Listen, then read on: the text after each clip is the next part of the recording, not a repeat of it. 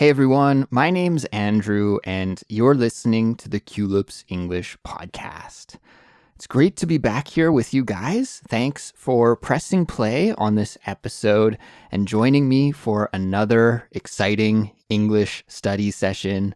If you're new to Culips, welcome to the podcast. Here at Culips, we make fun and interesting audio lessons for intermediate and advanced English learners that are designed to teach you natural English and to help you reach your English fluency goals. I'm an English teacher from Canada, but I've been living in South Korea for the better part of a decade. And recently, at the start of each new week, I've been releasing a short bonus episode here on Culips. And in these episodes, I tell you guys about what's new with me, and I also teach you a useful English expression that will help build your English speaking, listening, and communication skills. There's a transcript for this episode, and it's completely free for everyone. It can be downloaded from our website, which, by the way, is culips.com, culips.com. And the transcript comes in two different formats. There's a PDF file that you can download and print off if you'd like, but there's also a digital version as well. And we recommend the digital transcript for if you're studying with your phone or computer or maybe even a tablet. A quick announcement for everyone before we get into things here today, and that is on June 28th, this upcoming week on June 28th, I'm going to be live streaming. So if you're not sure what live streaming is all about, let me quickly explain it. Really, I just hop behind the video camera and voila, through the magic powers of the internet, I can broadcast myself to anyone who tunes in to the stream. So it's awesome because it's a really nice way for me to interact with you guys, the listeners, and we can communicate with each other in real time through the chat, practice English together, and just hang out. So as I mentioned, it's happening on Tuesday, June 28th at 7:30 p.m. Korean Standard Time. And we do these live streams as a special bonus for our Culips members, just so we can spend time with all of our fantastic members and that community, but also show our appreciation to our members and everyone who supports us by signing up and joining Culips. So I hope that all Culips members can join me on the 28th. And if you're not a Culips member yet, but you would like to join us for the live stream and get an invitation to it, then you can find all the information about how to sign up and join Culips by visiting our website, which once again is culips.com. So guys, how was your week last week? Mine was pretty jam-packed as usual. The rainy season, the monsoon season here in South Korea has officially begun. Last week on Thursday, it rained so hard. I thought my street was going to be washed away. There was like a river of water rushing down my street. I'm exaggerating a little bit. It's not like a full-blown river, but there was a lot of water on Thursday. A lot of water fell from the sky and it was wet everywhere. It just rained torrentially all day long. Rained torrentially, rained very, very hard. Now, in my home country in Canada, we don't really get strong summer rains like this. I know many countries do, but in Canada, we don't. So I always enjoy a super rainy day here in the summer. I love opening the window and hearing the strong sound of the rain falling. It's just so relaxing. I spent some time reading a novel and sipping on a glass of iced coffee, so it was a perfect way to spend a rainy day. What's not the perfect way to spend a rainy day, though, is taking your dog for a walk on a rainy day. Regular listeners of Culips will know that my wife and I have a dog named Pinky, who we adopted around a year and a half ago. He's an old dog, about 15 years old, And since we live in an apartment and have no backyard, we have to take Pinky out around 4 times a day to get some exercise, get some fresh air, and of course, to do his business. Do your business. Have you heard that expression before, to do your business?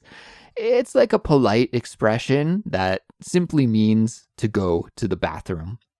Now, thankfully, when it's really rainy outside or really cold outside, Pinky usually sleeps almost all day long. I'm not sure exactly why he does this. It's probably some kind of instinctual reaction he has to the bad weather. I think something tells him that it's best just to hunker down inside where it's dry and safe. So he slept pretty much the whole day on Thursday, and finally, around 6 p.m., he woke up. He slept all day until like 6 p.m. And then he woke up, and thankfully it was perfect timing because at that moment, the rain had let up a little bit. To let up, the rain had let up a little bit. L-E-T, let up, let up.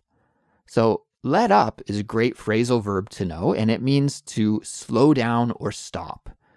So when the rain let up a little bit, I decided it was perfect timing to get Pinky ready and to rush outside quickly so that he could do his business and we wouldn't get soaking wet in the process. So I put on his raincoat.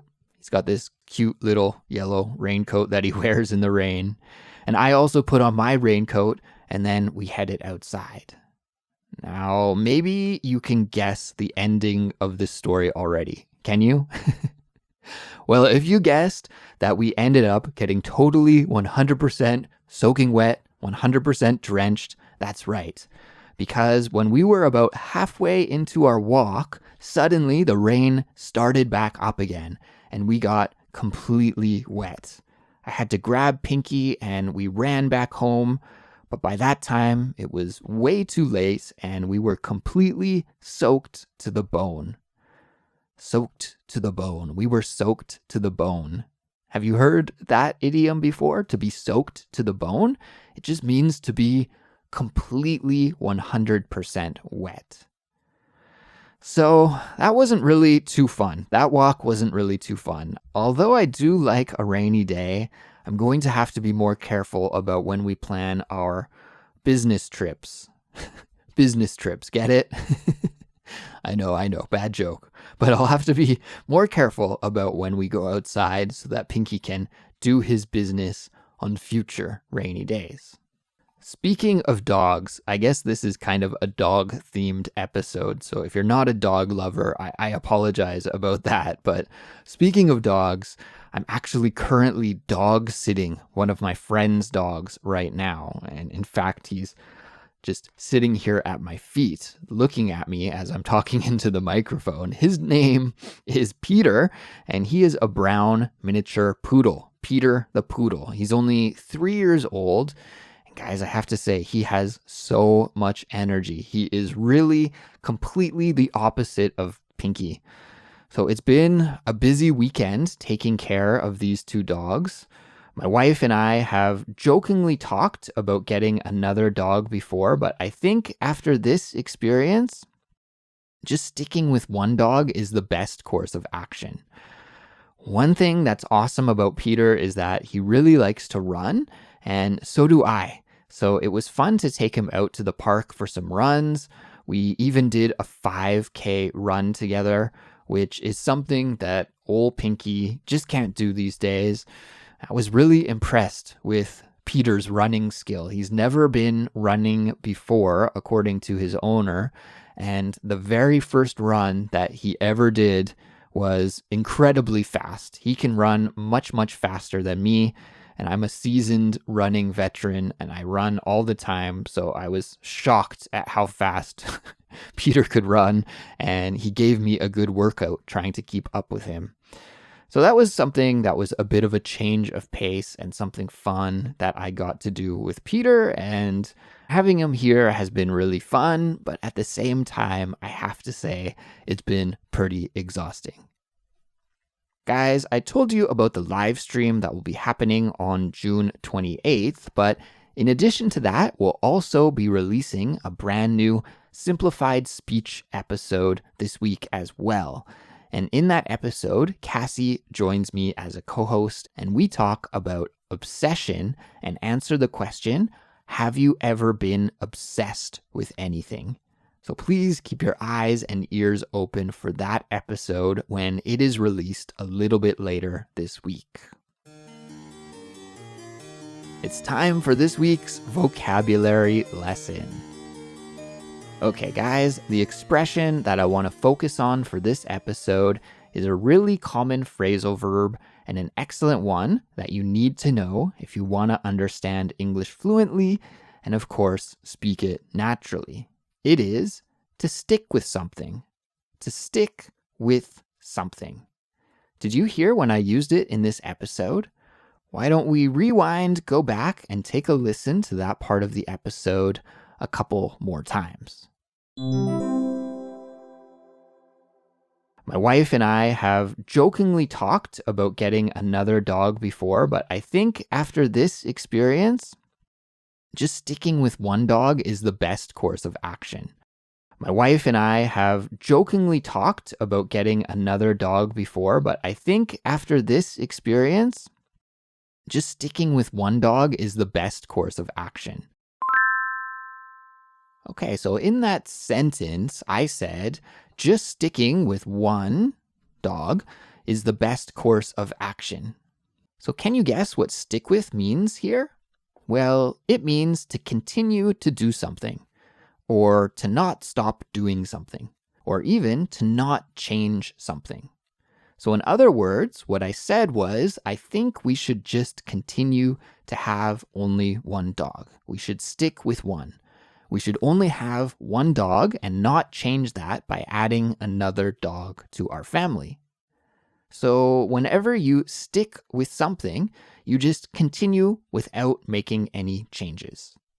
As always, I've prepared some example sentences for us to study with that will help us to learn this phrasal verb a bit more deeply.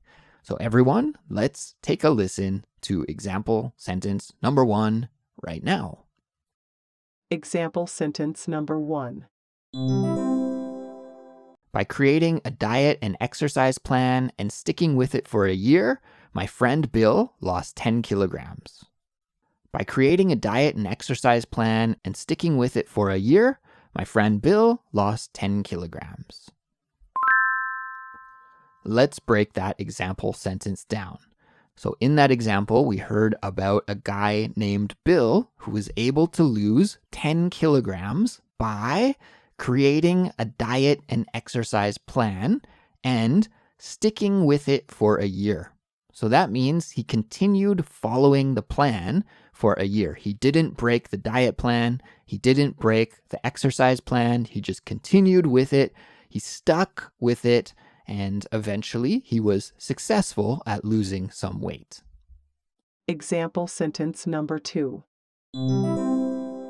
If you want to learn English fluently, you need to stick with it.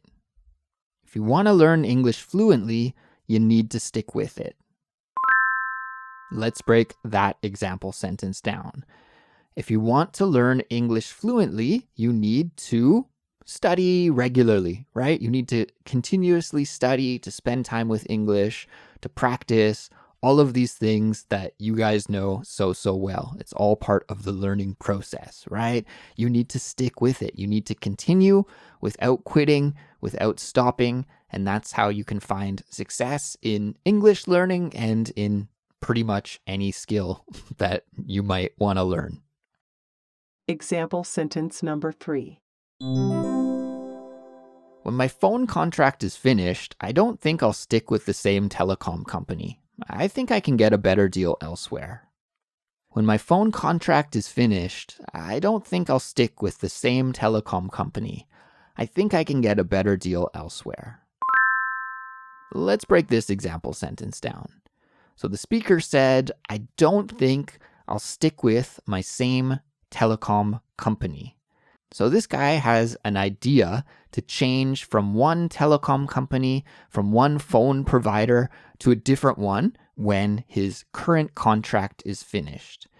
I don't know about where you live, but in my home country, Canada, and where I'm living now in South Korea, it's really, really common to have a contract for your phone and your talk time and your messaging and your data.